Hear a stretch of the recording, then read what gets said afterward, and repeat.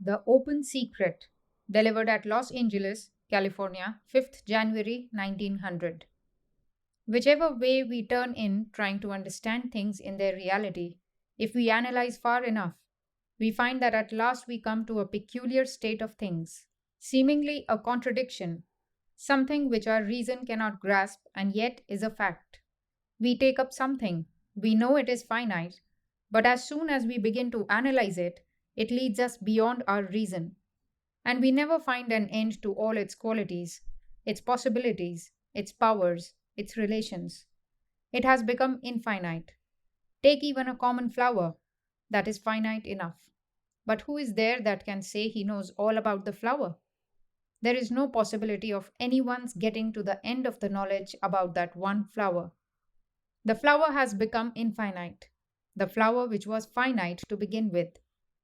Take a grain of sand, analyze it. We start with the assumption that it is finite, and at last we find that it is not. It is infinite. All the same, we have looked upon it as finite. The flower is similarly treated as a finite something. So, with all our thoughts and experiences, physical and mental. We begin, we may think, on a small scale and grasp them as little things. But very soon they elude our knowledge and plunge into the abyss of the infinite. And the greatest and the first thing perceived is ourselves. We are also in the same dilemma about existence. We exist. We see we are finite beings. We live and die. Our horizon is narrow. We are here, limited, confronted by the universe all around. Nature can crush us out of existence in a moment. Our little bodies are just held together, ready to go to pieces at a moment's notice. We know that, in the region of action, how powerless we are. Our will is being thwarted at every turn. So many things we want to do, and how few we can do. There is no limit to our willing. We can will everything, want everything. We can desire to go to the dog star. But how few of our desires can be accomplished? The body will not allow it. Well, nature is against the accomplishment of our will. We are weak. What is true of the flower, of the grain of sand, of the physical world, and of every thought is 100-fold more true of ourselves. We are also in the same dilemma of existence, being finite and infinite at the same time. We are like waves in the ocean. The wave is the ocean and yet not the ocean. There is not any part of the wave of which you cannot say it is the ocean.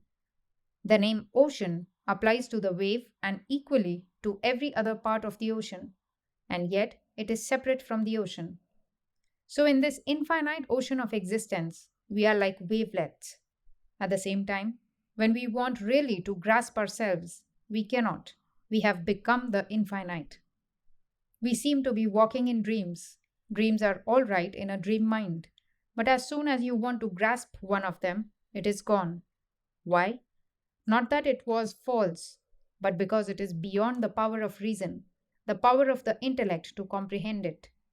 Everything in this life is so vast that the intellect is nothing in comparison with it. It refuses to be bound by the laws of the intellect. It laughs at the bondage the intellect wants to spread around it.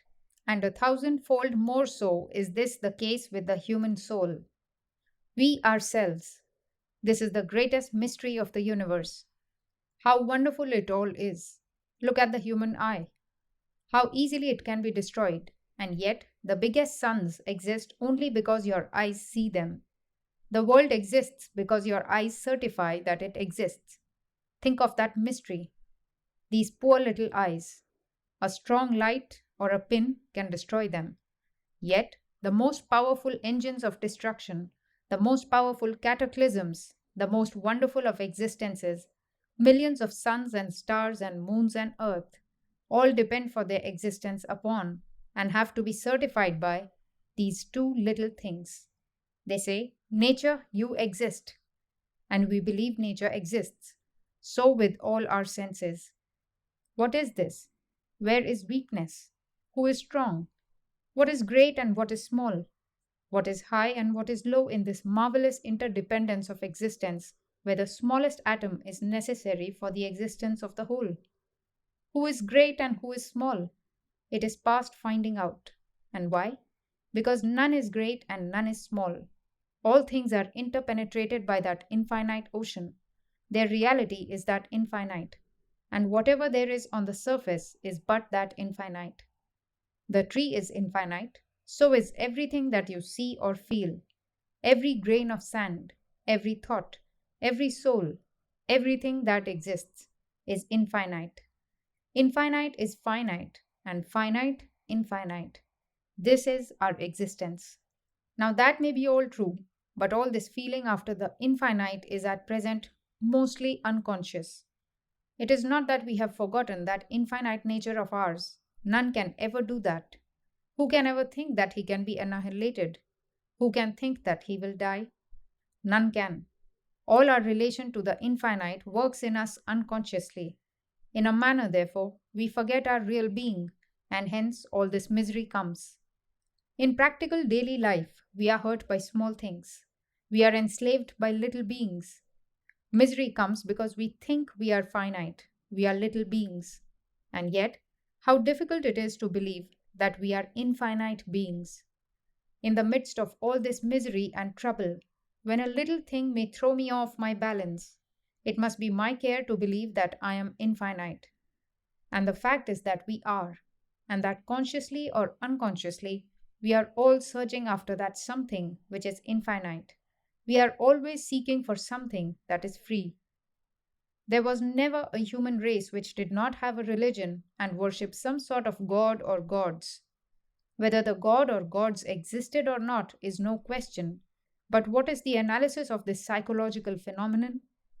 Why is all the world trying to find or seeking for a god? Why?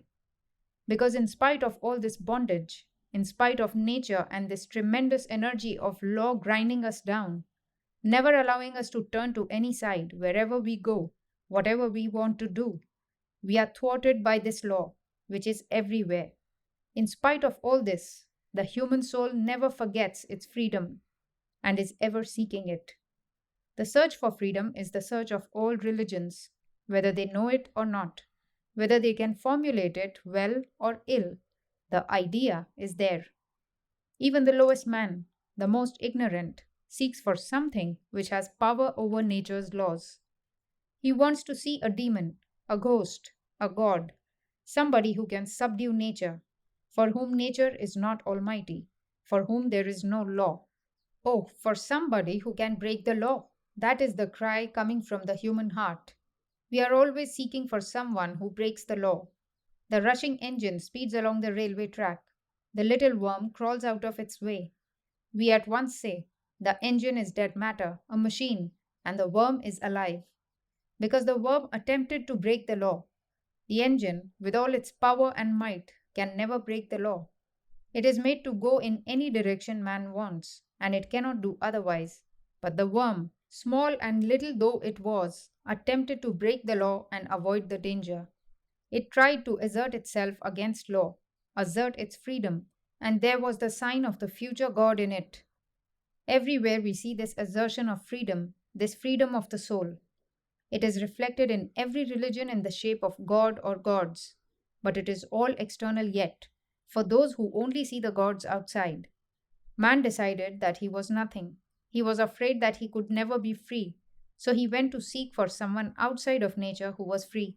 Then he thought that there were many and many such free beings, and gradually he merged them all into one God of gods and Lord of lords. Even that did not satisfy him. He came a little closer to truth, a little nearer, and then gradually found that whatever he was in some way connected with the God of gods and Lord of lords. That he, though he thought himself bound and low and weak, was somehow connected with that God of gods. Then visions came to him, thought arose, and knowledge advanced, and he began to come nearer and nearer to that God, and at last found out that God and all the gods, this whole psychological phenomenon connected with the search for an all powerful free soul, was but a reflection of his own idea of himself. And then at last he discovered that it was not only true that God made man after his own image, but that it was also true that man made God after his own image. That brought out the idea of divine freedom. The divine being was always within, the nearest of the near. Him we had ever been seeking outside, and at last found that he is in the heart of our hearts. You may know the story of the man who mistook his own heartbeat for somebody knocking at the door, and went to the door and opened it, but found nobody there, so he went back. Again he seemed to hear a knocking at the door, but nobody was there. Then he understood that it was his own heartbeat, and he had misinterpreted it as a knocking at the door. Similarly, man, after his search, finds out that this infinite freedom that he was placing in imagination all the time in the nature outside is the internal subject, the eternal soul of souls, this reality, he himself. Thus, at last, he comes to recognize this marvelous duality of existence, the subject, infinite and finite in one. The infinite being is also the same finite soul. The infinite is caught, as it were, in the meshes of the intellect, and apparently manifests as finite beings, but the reality remains unchanged. This is therefore true knowledge, that the soul of our souls, the reality that is within us, is that which is unchangeable, eternal, ever blessed, ever free. This is the only solid ground for us to stand upon. This, then, is the end of all death, the advent of all immortality, the end of all misery. And he who sees that one among the many, that one unchangeable in the universe of change, he who sees him as the soul of his soul, unto him belongs eternal peace, unto none else. And in the midst of the depths of misery and degradation, the soul sends a ray of light, and man wakes up and finds that what is really his, he can never lose. No, we can never lose what is really ours. Who can lose his being? Who can lose his very existence?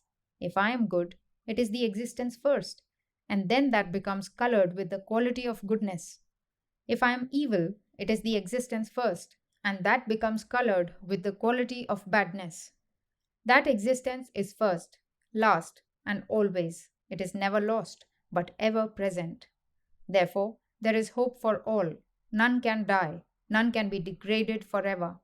Life is but a playground, however gross the playground may be, however we may receive blows, and however knocked about we may be.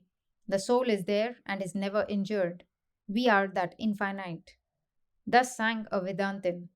I never had fear nor doubt. Death never came to me. I never had father or mother, for I was never born. Where are my foes? For I am all. I am the existence and knowledge and bliss absolute. I am it.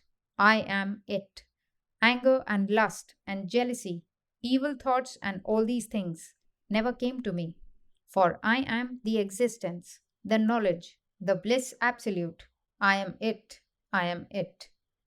That is the remedy for all disease, the nectar that cures death. Here we are in this world, and our nature rebels against it. But let us repeat, I am it. I am it. I have no fear, nor doubt, nor death.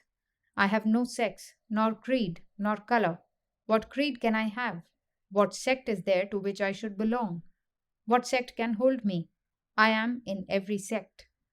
However much the body rebels, however much the mind rebels, in the midst of the uttermost darkness, in the midst of agonizing tortures, in the uttermost despair, repeat this once, twice, thrice, evermore. Light comes gently, slowly, but surely it comes. Many times I have been in the jaws of death, starving, footsore, and weary. For days and days I had had no food, and often could walk no farther. I would sink down under a tree, and life would seem ebbing away. I could not speak, I could scarcely think, but at last the mind reverted to the idea. I have no fear nor death. I never hunger nor thirst. I am it. I am it. The whole of nature cannot crush me. It is my servant. Assert thy strength, thou Lord of lords and God of gods. Regain thy lost empire. Arise and walk and stop not. And I would rise up, reinvigorated, and here I am, living, today. Thus, whenever darkness comes, assert the reality, and everything adverse must vanish. For after all, it is but a dream. Mountain high though the difficulties appear, terrible and gloomy though all things seem, they are but Maya. Fear not, it is banished. Crush it, and it vanishes. Stamp upon it, and it dies. Be not afraid. Think not how many times you fail. Never mind. Time is infinite. Go forward, assert yourself again and again, and light must come. You may pray to everyone that was ever born, but who will come to help you? And what of the way of death from which none knows escape? Help thyself out by thyself. None else can help thee, friend, for thou alone art thy greatest enemy, thou alone art thy greatest friend. Get hold of the self then, stand up, don't be afraid.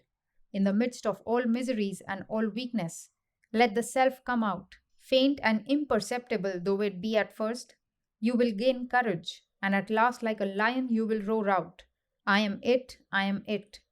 I am neither a man, nor a woman, nor a god, nor a demon, no, nor any of the animals, plants, or trees.